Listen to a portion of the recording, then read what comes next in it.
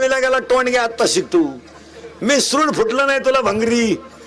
तू प्राध्यापकाची टिंगल करतो.